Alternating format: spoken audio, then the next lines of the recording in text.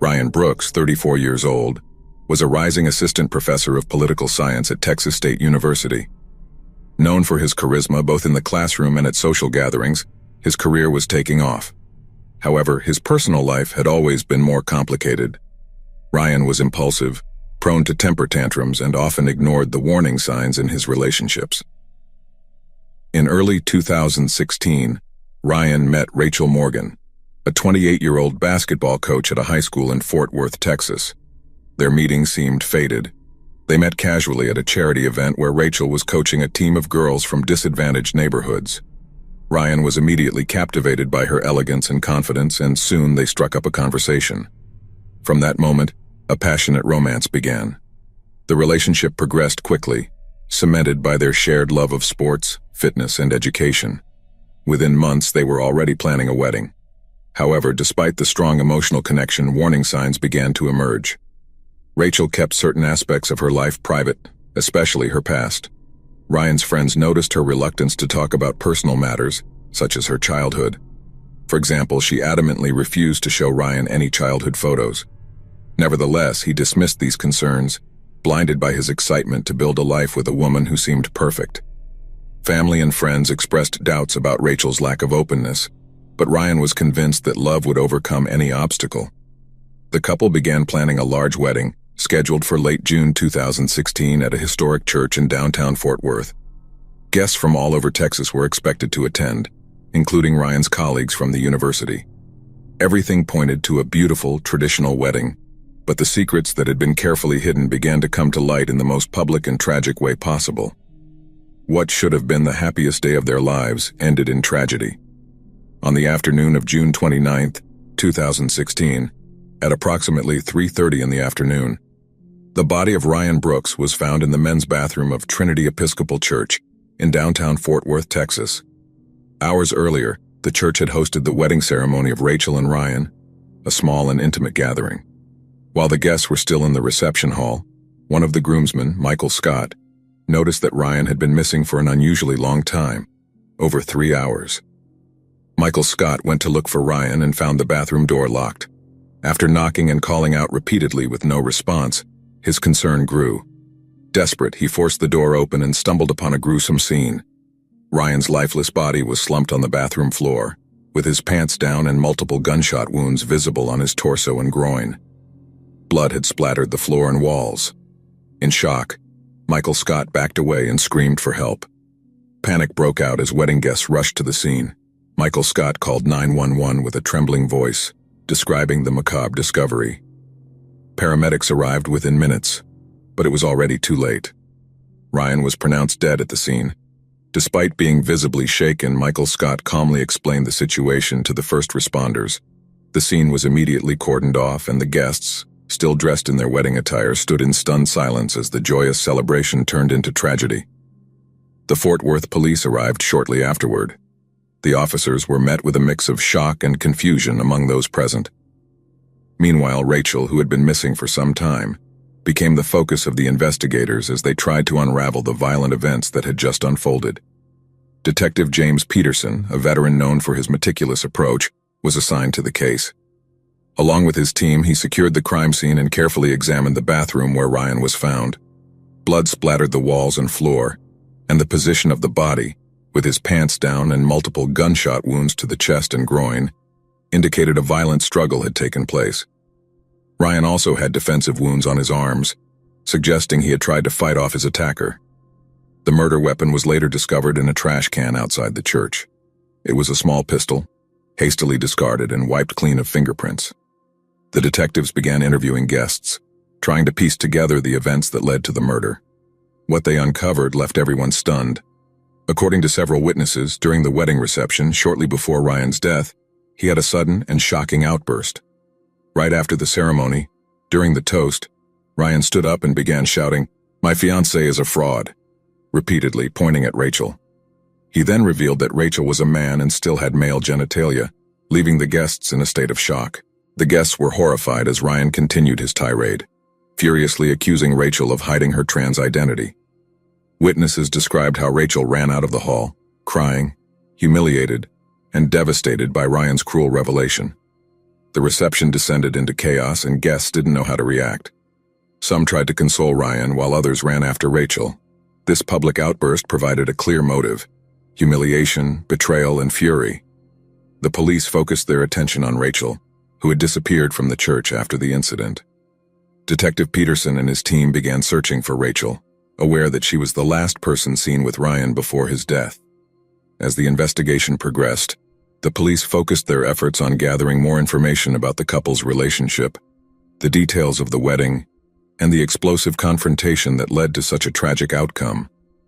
Rachel, 28 years old, became the prime suspect almost immediately after Ryan's death. Following his shocking public outburst, Rachel fled the reception, leaving behind a stunned crowd. Friends and family described Rachel as generally calm and graceful, but in recent months she had become increasingly stressed, struggling to keep a fundamental part of her identity hidden. Rachel, who had identified as transgender since her teens, had kept this secret throughout her entire relationship with Ryan. She feared that revealing it would lead to his rejection and destroy the life she had built with him. During their whirlwind romance, Rachel had managed to keep her identity hidden. The relationship was intense and fast-paced, and she was cautious when it came to physical intimacy. She frequently explained her reluctance by saying she preferred to wait until marriage to have sex. Although frustrated, Ryan accepted these reasons, determined to make the relationship work. However, this fragile balance was shattered days before the wedding. 2 days before the wedding, Ryan accidentally walked in on Rachel while she was changing in the bathroom of their shared apartment. In that fateful moment, Ryan saw her naked and discovered that she had male genitalia. Shocked and filled with anger, he demanded an explanation. Rachel tried to explain her situation, but Ryan couldn't handle the truth and erupted in rage. Despite this, the couple managed an apparent reconciliation, though tension lingered. Rachel had long dreamed of undergoing gender reassignment surgery, but she couldn't afford the expensive procedure on her salary as a high school girls' basketball coach. The high cost, combined with her fear of losing her job if her identity were discovered, weighed heavily on her. Rachel feared that if the school found out, she would be fired, which would destroy all her dreams. Her fears were not unfounded. Although in 2016 there was growing awareness of transgender rights, discrimination was still common, especially in conservative communities like the one she lived and worked in. Ryan's accidental discovery had put Rachel in a desperate situation, one that would soon spiral out of control tragically. During the police interrogation, Rachel remained calm and polite but vehemently denied killing her husband. Though she maintained her composure, she also confessed that she was terrified of what Ryan might do after his outburst at the reception. In her own words, she was afraid that he would ruin her life and mentioned that she feared losing her job, adding that everything she had worked for was at risk. Rachel also explained that if her transgender identity became public, she could be fired, leading to devastating financial and emotional consequences. She admitted that she couldn't afford the surgery to align her body with her identity, which made her even more vulnerable in this situation. Despite these fears, Rachel denied any involvement in Ryan's murder, although her voice trembled slightly under the weight of the situation. The police took note of her state of shock but remained skeptical as the investigation continued. The next person the police turned to was Nancy Morgan, Rachel's 54-year-old mother, a sharp-tongued woman originally from Miami. Nancy was known for her unconventional lifestyle and strong opinions. A tenured professor of Tibetan Buddhism at Texas State University, she had no qualms about challenging social norms. When detectives interviewed her, they quickly realized that Nancy, like her daughter, had a complicated relationship with identity and gender norms. Frankly, she admitted that she enjoyed dressing as a man and frequenting gay bars, where she had sexual encounters with gay men, despite being married at the time. For her, it was a form of expression. Nancy's frankness surprised the investigators. Despite her openness about gender and sexuality, she was fiercely protective of her daughter Rachel. She had been complicit in keeping Rachel's trans identity secret from Ryan, fearing that revealing it would destroy her daughter's future. Nancy admitted that she had advised Rachel not to tell Ryan the truth, warning her of the possible repercussions, not only with him but also with her job as a girls' basketball coach. "The world isn't kind to people like Rachel," she told the investigators, making it clear that she didn't want to see her lose everything. During the interrogation, Nancy was defiant and angry, rejecting any suggestion that she had played a role in Ryan's murder. However, the police couldn't ignore the tense relationship Nancy had with Ryan, which had deteriorated over time. She had never approved of how he treated Rachel, especially after the public humiliation during the wedding in front of friends and family. Investigators began to consider that Nancy's anger toward Ryan could have fueled a motive for violence despite her denials. During a particularly tense moment of the interrogation, Nancy made a statement that heightened suspicion against her. Without providing full details, she insinuated that Ryan wasn't who he appeared to be and mentioned that he had hurt her daughter, leading her to say that she would do anything to protect her. This admission only increased the detective's interest in her possible involvement in the case. Though Nancy continued to insist on her innocence, her relationship with Rachel and Ryan remained a point of suspicion, positioning her as a key figure in the investigation. On July 1, 2016, the investigation took a dramatic turn. On a hot afternoon in Fort Worth, Texas, detectives received a new tip that would change the course of the case. A wedding guest came forward with crucial information that shed new light on the events leading up to Ryan Brooks' murder. According to this witness, Ryan had been having an affair with his adopted sister, Samantha Lewis, for several months before the wedding. This revelation shook the investigation and introduced a new layer of complexity. Detectives immediately shifted their focus to Samantha, 26 years old, who had always been close to Ryan, but no one suspected their relationship had crossed such boundaries. The affair had continued throughout Ryan's engagement to Rachel, and in the days leading up to the wedding, Samantha began to fuel Ryan's suspicions about the secret Rachel was hiding. Samantha, who had long suspected that Rachel wasn't who she claimed to be, used her relationship with Ryan to stoke his jealousy and plant seeds of doubt. Samantha's betrayal had another dimension. She had been using the affair to manipulate Ryan. As the relationship progressed, the two became increasingly possessive of one another. Samantha knew that by revealing Rachel's secret, she could destroy her brother's relationship with her. However, she hadn't anticipated that Ryan would lose his temper and publicly humiliate Rachel at the wedding, ruining her plan of control. Detectives began to believe that a combination of betrayal, jealousy, and resentment had created a toxic dynamic that may have played a crucial role in the tragic events of the wedding day. The affair revealed the missing piece needed to understand the twisted family dynamics. The stress, betrayal, and manipulation that Ryan experienced may have pushed him to the edge during the wedding reception, culminating in his shocking outburst. However, the murder also put Samantha under scrutiny as a possible accomplice or instigator. Rachel's actions that night, combined with this new evidence and the testimony of wedding guests, provided the police with a clearer picture of the events that led to the fatal confrontation in the church bathroom. Rachel's humiliation, exacerbated by the betrayal of Samantha's affair with Ryan, became the critical turning point that reshaped the investigation. As the inquiry deepened, detectives turned their attention to Samantha Lewis, Ryan's adopted sister. At 26 years old, Samantha was a free-spirited waitress working at a popular local spot, always known for causing drama within the family. With the new revelation of her affair with Ryan, she became a key suspect. When investigators brought her in for questioning on July 2, 2016, she made a surprising confession. She had had a brief affair with Rachel months before being adopted originally from China. She had always felt somewhat disconnected from the rest of the Brooks family, who were white, and this sense of being an outsider, combined with her free-spirited lifestyle, had led Samantha down a path of self-destructive behavior. During her interview with the police, Samantha admitted to struggling with alcoholism for years, hiding it from most of her family. She revealed that her drinking had fueled some of her worst decisions, including her entanglements with Ryan and Rachel. According to Samantha, her romance with Rachel had begun during a drunken night shortly after Ryan and Rachel had started dating.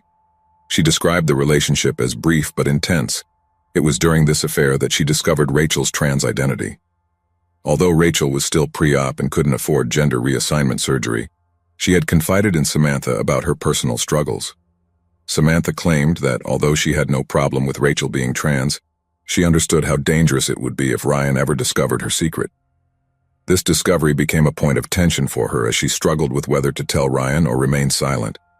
As police pressed Samantha for more details, she insisted she hadn't been involved in the murder. She claimed that while she had shared information with Ryan out of jealousy, she never intended for the situation to become violent. Although she expressed regret for her actions, She seemed more concerned about the consequences of her own mistakes than about her brother's death. Investigators were surprised by Samantha's indifferent attitude during the interrogation. She seemed more interested in clearing her name than in mourning Ryan's loss. However, her confession about the affair with Rachel provided the police with a critical insight into the tangled relationships that may have contributed to the tragedy. Samantha's involvement, though indirect, made it clear that the dynamics within the Brooks family were more complicated than initially seemed. On the morning of July 1st, 2016, the police finally pieced together the puzzle that pointed to the true murderer, Rachel. After days of investigating the tumultuous events surrounding the wedding, detectives concluded that, in a fit of rage and humiliation, Rachel had killed her husband, Ryan. The evidence gradually mounted, but what ultimately led investigators to their conclusion was Rachel's emotional state following Ryan's cruel outburst. The public humiliation that Ryan inflicted on her by aggressively exposing her identity during the wedding reception had been the final straw. His repeated shouts revealing Rachel's secret were the last drop that triggered the tragedy. Witnesses described how Rachel had fled the scene in tears after Ryan exposed her trans identity in front of friends and family. What became clear to investigators was that Rachel had already been overwhelmed by the fear of losing her job as a high school basketball coach if her identity were revealed. She broke under the pressure of Ryan's betrayal. Ryan, furious and likely intoxicated, retreated to the bathroom after his shocking outburst, and that's where Rachel followed him. What happened next was a chaotic and emotional confrontation. Investigators believed that Ryan threatened to further ruin Rachel's life, which led to a heated argument. In a moment of desperation, Rachel grabbed a small pistol that she had hidden among her belongings. The confrontation escalated, and in a panic, Rachel shot Ryan several times, leaving him to die in the bathroom. The defensive wounds on Ryan's body suggested he had tried to defend himself, but the locked bathroom door indicated that Rachel had locked herself in with him during the struggle. The murder weapon, hastily discarded in a nearby trash can, had no clear fingerprints, but it was Rachel's erratic behavior in the days following the murder that led investigators to focus on her. Her friends described her as withdrawn, emotionally shattered, and on the verge of a nervous breakdown. Although Rachel initially tried to distance herself from the crime, the police finally confronted her with the evidence on July 1st, when officers arrived at her apartment to arrest her. Rachel seemed resigned to her fate. She was calm and didn't resist her arrest. Some members of the community supported her, but others felt that the outcome was inevitable. The Brooks family, still reeling from the public exposure of their personal secrets, had mixed reactions. Some felt relieved, while others struggled to come to terms with the tragedy that had unfolded. In the months following Ryan's murder, the courtroom became a stage for the drama surrounding the murder trial of his wife, Rachel. The prosecutor, Robert Miller, 42 years old, was known for his determined demeanor and strong courtroom presence. He painted a vivid picture for the jury, arguing that Rachel acted out of anger and humiliation after her trans identity was publicly exposed on her wedding day. Miller stated during the trial that Rachel had been humiliated in front of friends and family, and in that moment, she saw her life crumble before her eyes. He presented evidence from the crime scene, including the weapon found in a nearby trash can, and Ryan's defensive wounds that indicated a struggle. The prosecution sought to convince the jury that Rachel's emotional state was a key factor in Ryan's death, arguing that it was a crime of passion. On the other hand, the defense was led by attorney Sarah Price, 36 years old, known for her calm demeanor and meticulous approach. Price argued that Rachel was not a murderer, but a victim of circumstances beyond her control. She described the event as a tragedy fueled by deep emotional pain. She emphasized that Rachel had fled the reception after Ryan's outburst, demonstrating her emotional distress. Price painted the picture of a woman terrified for her future, who had not planned to kill her husband. Throughout the trial, Ryan's family sat in the front row, their emotions visible. His mother, Kimberly Brooks, was often seen wiping tears with tissues, while his sister, Samantha, appeared distant and somber. The emotional weight of the trial was palpable as the family struggled to accept the loss of their beloved Ryan and the circumstances surrounding his death. After several days of testimony, the jury deliberated for just over 3 hours before reaching a verdict. The courtroom fell silent when the jury returned. Rachel was found guilty of second-degree murder, shocking many who had expected a more lenient verdict given the emotional turmoil surrounding the case.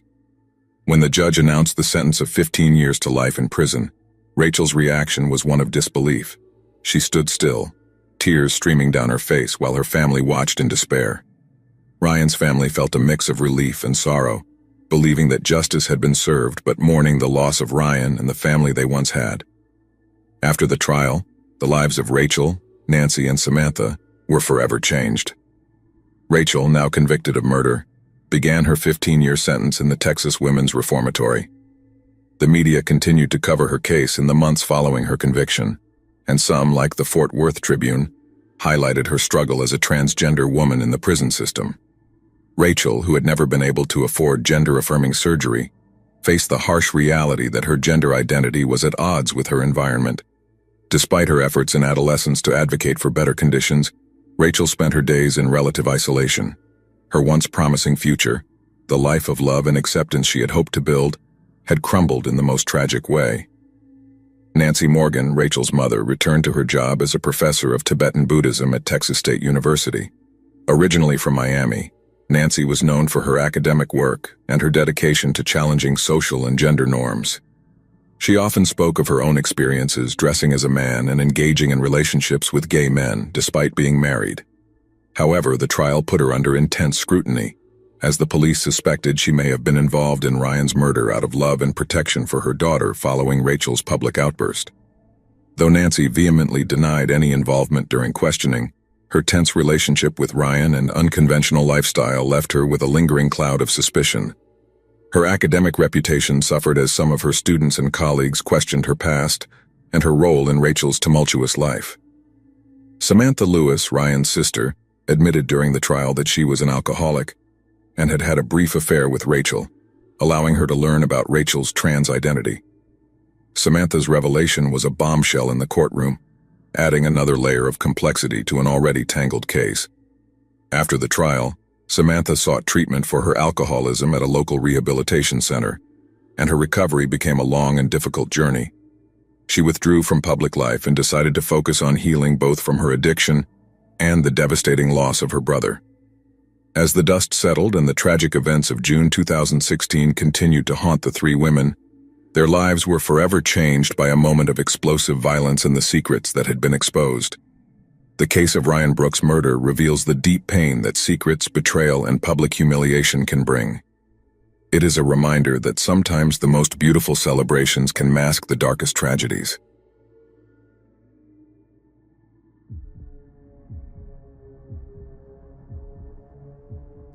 In the vibrant city of Boston, Massachusetts, a series of events unfolds that will forever transform the lives of three women and a prominent doctor. A web of deceit, jealousy, and obsession grows out of control, culminating in a murder that shocks the entire community. This is the story of John Walker, a brilliant, handsome, and intelligent 27-year-old doctor whose life tragically ended in an affair that spiraled beyond his control. In the spring of 2010, John, freshly freed from a toxic relationship that had emotionally consumed him, was attempting to rebuild his life. Over the past year, he had been trapped in a relationship that wore him down to his core, provoking constant fights, mistrust, and manipulation. Although he decided to walk away, the emotional damage had left scars deeper than anyone could see. However, with a heavy yet resolute heart, John focused on his career, determined to leave behind the pain of the past. With a promising future at the prestigious hospital where he worked, John stood out among his colleagues. His charisma and intelligence made him shine, quickly earning him the admiration of both coworkers and patients. Since he was very young, he had dreamed of being a doctor, and his parents, a middle-class family, had instilled an unwavering work ethic in him. His mother, a hard-working nurse, and his father, who held down 2 jobs to support the family, provided him with the support he needed to become the first in his family to attend medical school.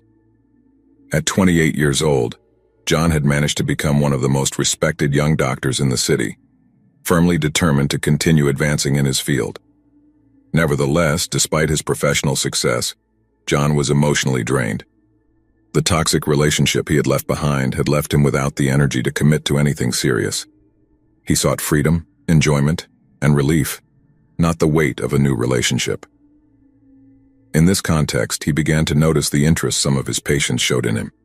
One of them was Emily Bennett, a 20-year-old college student.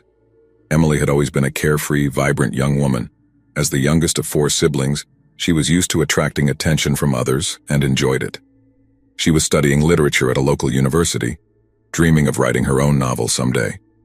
However, in May of 2010, an ankle injury during a hiking trip brought her to Dr. Walker's office. Although the visit was strictly professional, the way John listened to her attentively and his calm demeanor sparked an unexpected interest in her. Emily soon began finding excuses to extend her appointments, feeling a connection with him that she had never experienced before.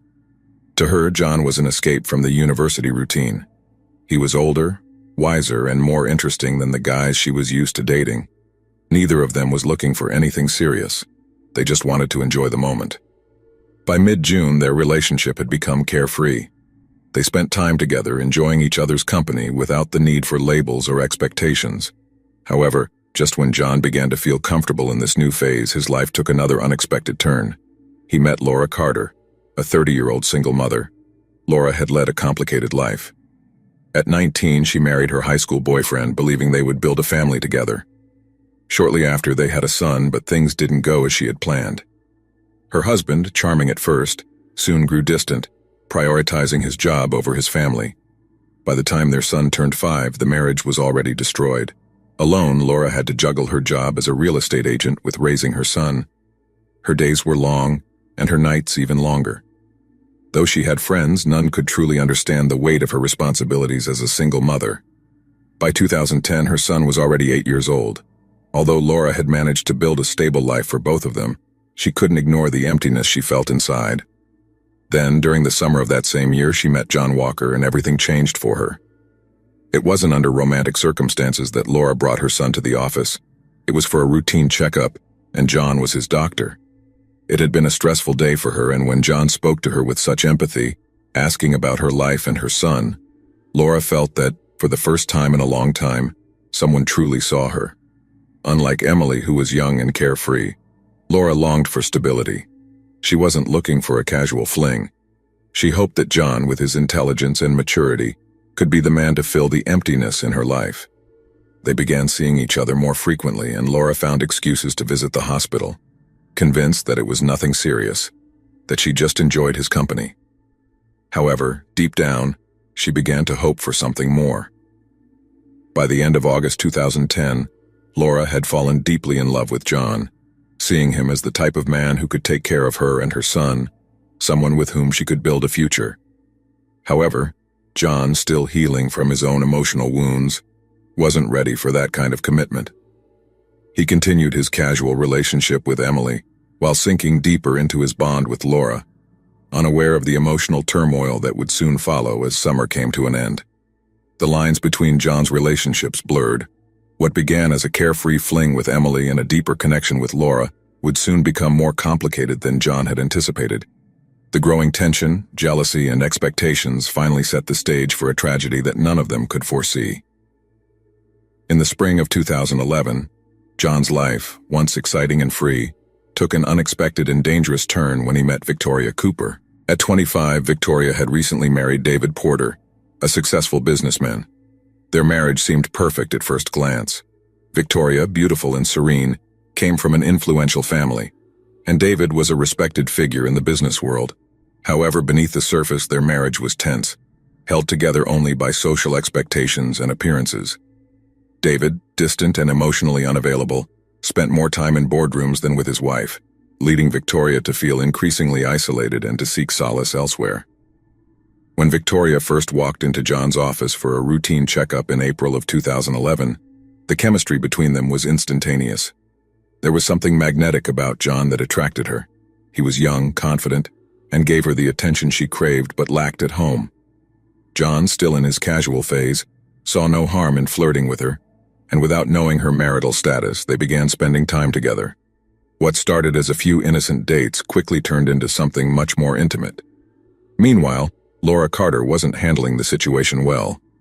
By the summer of 2011, she had developed a strong emotional attachment to John, seeing him as more than just a casual fling. She believed that John could be the one to finally give her the life she had yearned for, a stable home for her and her son. However, when she realized that John was spending time with Victoria, her world began to fall apart. Unlike Emily, who remained distant and indifferent to John's other relationships, Laura felt a deep betrayal. She couldn't understand why John would be interested in someone else when she was right there. In July of 2011, Laura confronted John, revealing that she knew about Victoria. The mere mention of her name changed the dynamic of their relationship. Laura wasn't afraid to show her jealousy or her emotions, but John was still convinced that what he had with Victoria was casual. He brushed off Laura's concerns, assuring her that there was nothing serious between them and that he didn't even know Victoria was married. However, Laura could see through him. Every time John downplayed her feelings, her sense of betrayal intensified. The perception that he was slipping away from her began to weaken her attachment. By late 2011, John was more involved with Victoria than he had ever planned to be. The thrill of the affair excited him, and Victoria's charm made it easy to ignore the possible consequences. Victoria, despite being married, had no intention of ending her relationship with John. In him, she found the passion, attention, and escape from her emotionally empty marriage. Meanwhile, Tom, unaware of the affair, continued with his life, too absorbed in his work to notice the cracks forming in their relationship. By August of 2012, Laura's frustration had reached a breaking point. She had spent more than a year watching John drift further away from her, losing the emotional connection she had desperately tried to build. It was at a hospital charity event in early August that things took a dark turn. Laura saw John and Victoria together, laughing as if they belonged to a world that didn't include her. That moment solidified her fears, and she knew she had to do something about it, driven by jealousy. So she began investigating Victoria's life, discovering that she wasn't just any woman. She was married to David Porter, a man with deep connections in the business world and the local community. Victoria's marriage wasn't a small detail. It was a secret that could destroy not only John, but also Victoria's entire life. Now, Laura had the power to expose the affair and intended to use it. In late August, she sent an anonymous email to David. The message was brief but direct, revealing everything about Victoria's secret relationship with John. The words hit David like a sledgehammer. He had suspected that something was wrong in his marriage, but he never imagined the extent of Victoria's betrayal. His life, which had been carefully organized, now seemed to crumble around him. He withdrew from his work, avoided his friends, and spent hours alone, consumed by the idea that John had destroyed his marriage. As David fell into a dark emotional state, Victoria's life also began to unravel. David confronted her about the affair, and although she tried to deny it at first, the weight of the guilt overwhelmed her. The marriage, which was already hanging by a thread, collapsed under the pressure of the truth. Victoria, once balanced and serene, found herself caught between two men, one she had vowed to love, and the other who had made her feel alive again. But now, everything was slipping from her grasp. On March 6, 2013, it all fell apart.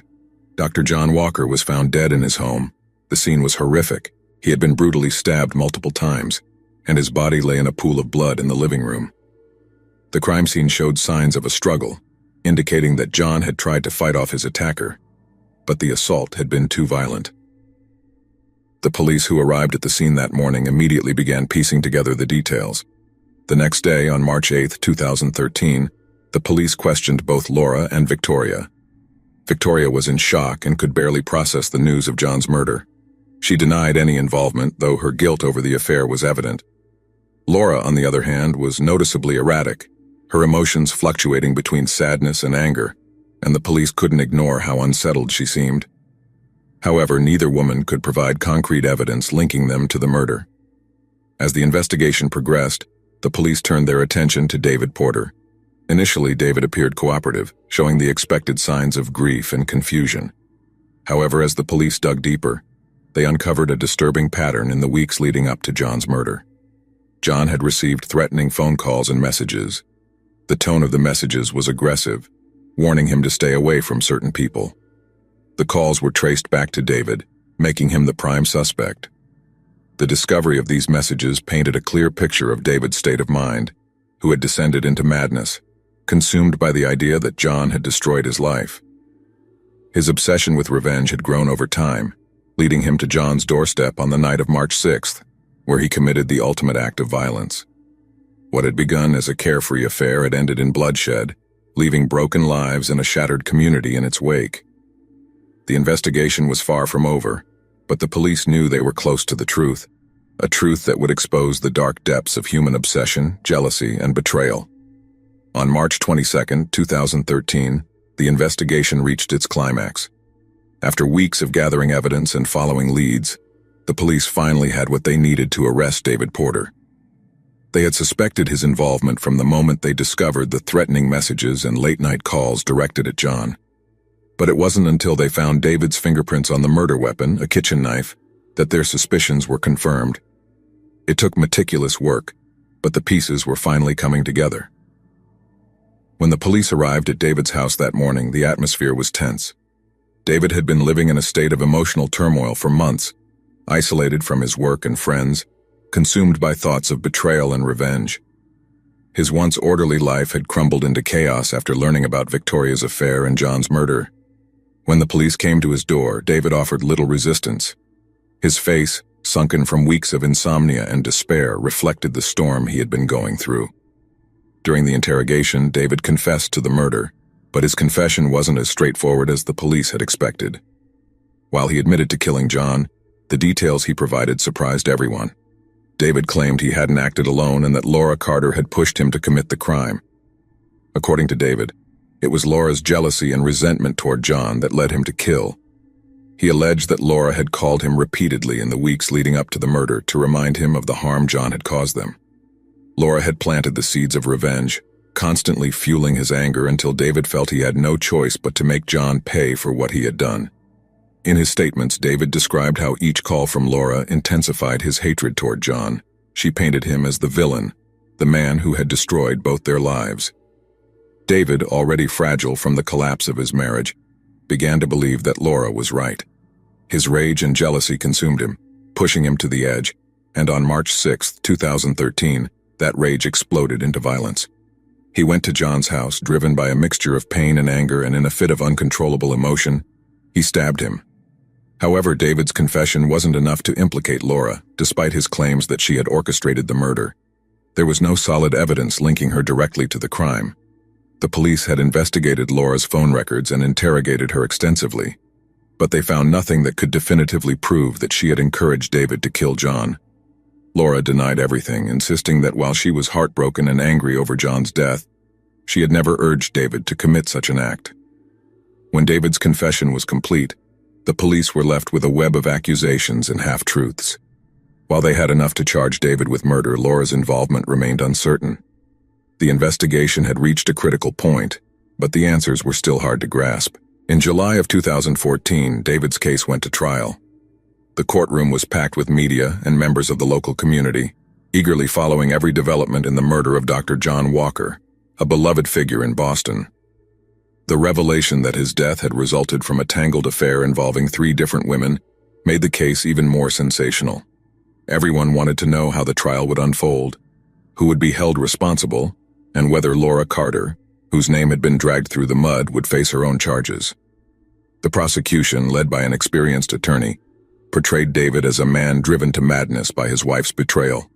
They presented him as a once successful businessman whose world had been shattered by the affair, leaving him emotionally unhinged. The evidence, including David's fingerprints on the murder weapon, the threatening messages to John, and his own confession, left little room for doubt. The prosecution's argument was simple. David had acted out of jealousy and rage, unable to cope with the destruction of his marriage. However, David's defense team took a different approach, advancing the narrative that Laura had manipulated David into committing the murder. They argued that Rachel, consumed by her own jealousy over John's relationship with Victoria, had used David as a pawn to exact her revenge. They highlighted Tom's fragile mental state, asserting that he had been vulnerable and easily influenced by Rachel's bitterness. The defense painted Laura as a scorned woman who couldn't bear to see John with anyone else, and had found a way to eliminate him without getting her hands dirty.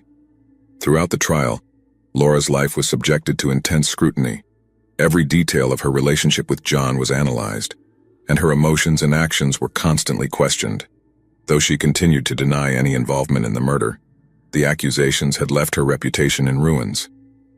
The media portrayed her as the other woman, a manipulative force behind the scenes who had orchestrated the entire tragedy, even though there was no concrete evidence against her. The whispers of her guilt lingered in the public's mind. The emotional toll of the trial was immense. David, who had once been a respected businessman, sat in the courtroom looking defeated with his life in shambles.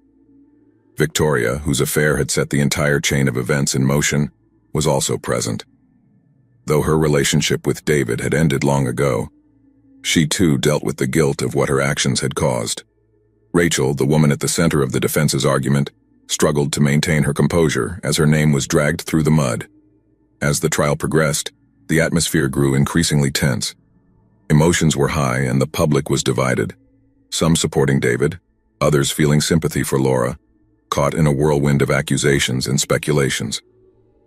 In September of 2014, after weeks of testimonies and cross-examinations, the jury reached its verdict.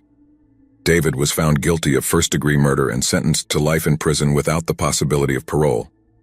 The weight of the sentence was crushing, but it was the inevitable outcome for a man who had taken another's life in a fit of rage.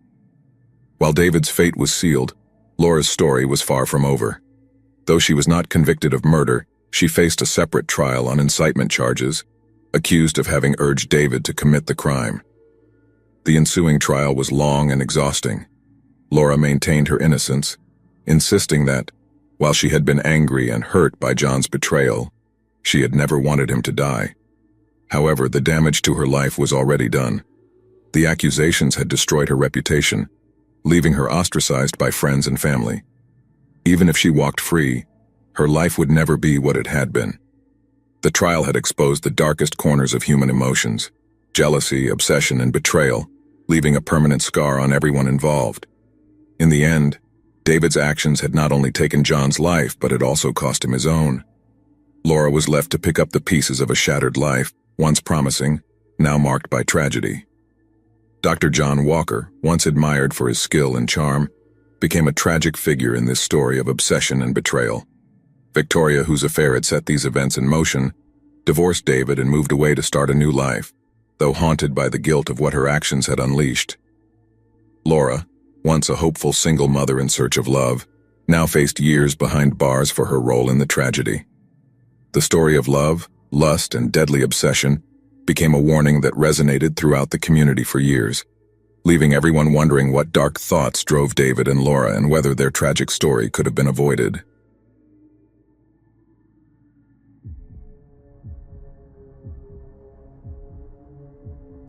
Ashford, Maine was a small and picturesque town where the days seemed to drag on and time seemed to stand still. It was a place where neighbors greeted each other every morning, where the town sheriff knew every resident by name, and where the loudest sound heard was that of leaves rustling in the wind. Life in Ashford was as calm as the waters of its small lake, a perfect mirror of peace. No one in town could have predicted that beneath that layer of serenity lay a dark and dangerous secret. Richard Marlowe was a well-known figure in Ashford, not only for his work as a journalist at the Ashford Gazette, but also for his charisma and his ability to uncover truths that many preferred to keep buried. His journalistic style was relentless, and if there was one thing that bothered him, it was the corruption and lies that could taint his beloved town. But his passion for the truth wasn't always well received. For years, he had shone a light on powerful figures, exposing cases of corruption and malpractice in local government. What initially seemed like noble work soon began to cause tension. Some people in Ashford began to see him as a threat, someone who was meddling in matters that didn't concern him. But Richard was not willing to back down. Although he knew that his work was making enemies, his commitment to the truth kept him going. However, what he didn't anticipate was the price he would have to pay for his bravery. And that price would come through what he loved most in life: his daughter, Claudia. Claudia Marlowe was a brilliant young woman with a warm smile and a heart full of hope. At 19, she had just finished her first year of college and had decided to follow in her father's footsteps into journalism. Since she was a child, she had admired Richard for his courage, for his tenacity in fighting for the truth, and she dreamed of one day working alongside him, exposing the injustices that plagued society. But everything changed that fateful day in May of 2018. The day Claudia disappeared began like any other. It was a cool May morning and the sun was shining brightly in the clear sky. Claudia had decided to go for a walk in the nearby woods, something she often did to clear her mind.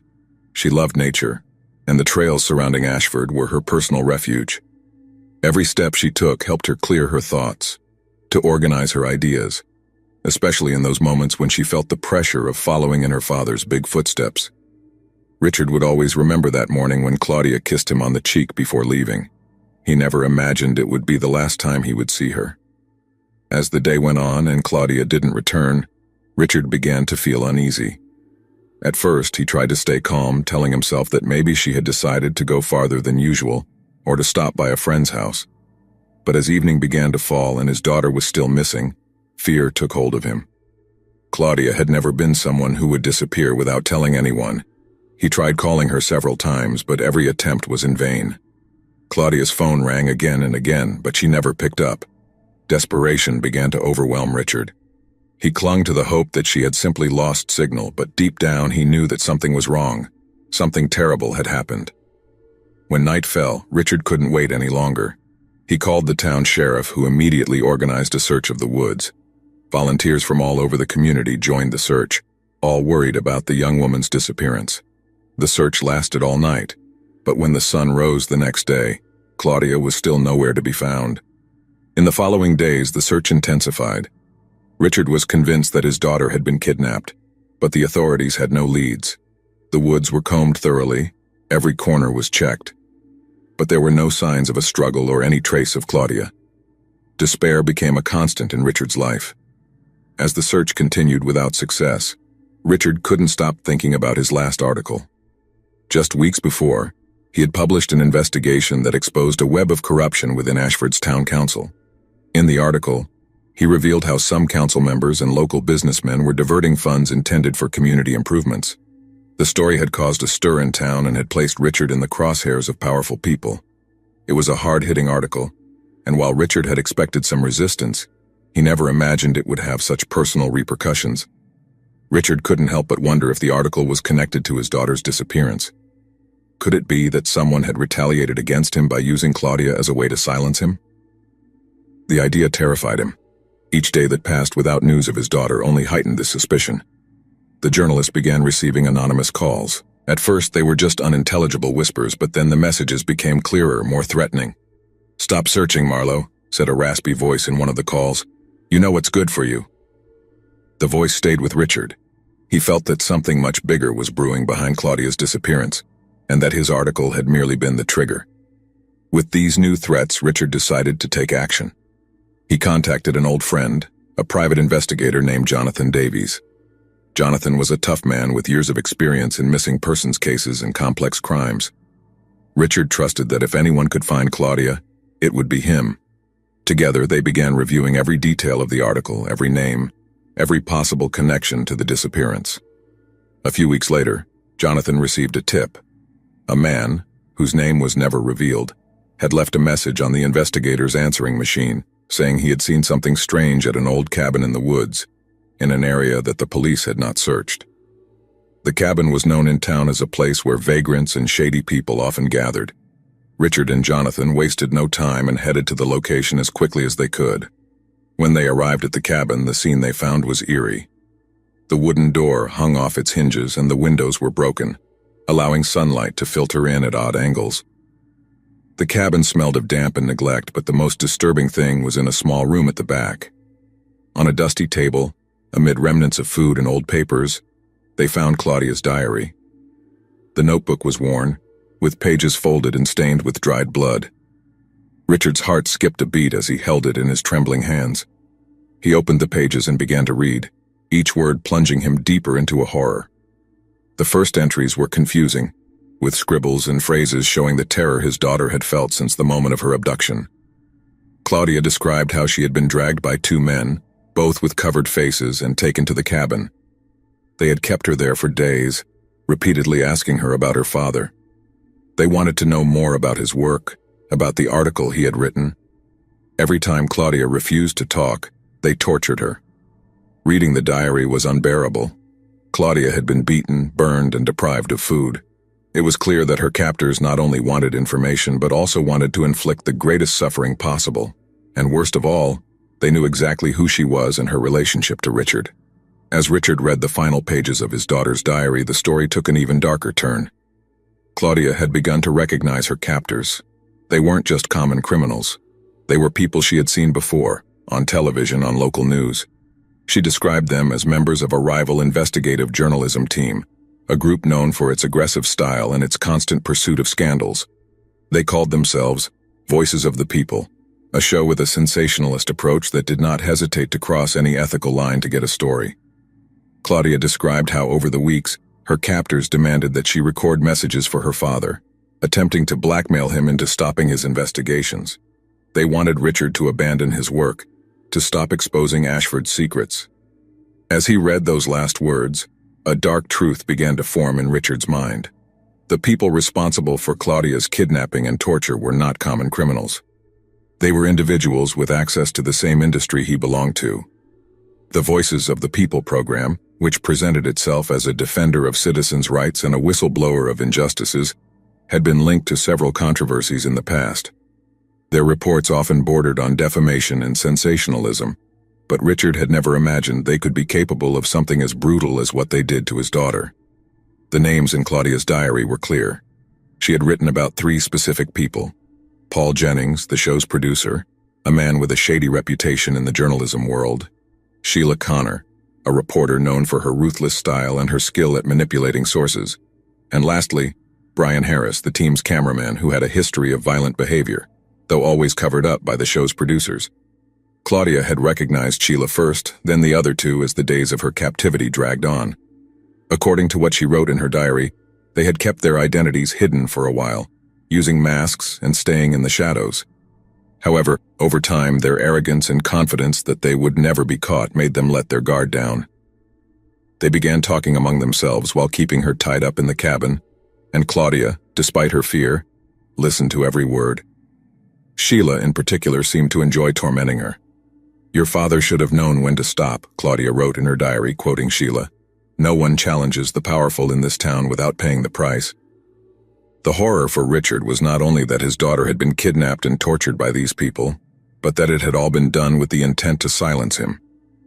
The details of the article Richard had published had touched powerful interests in the town, and Voices of the People seemed to have been hired to make him pay.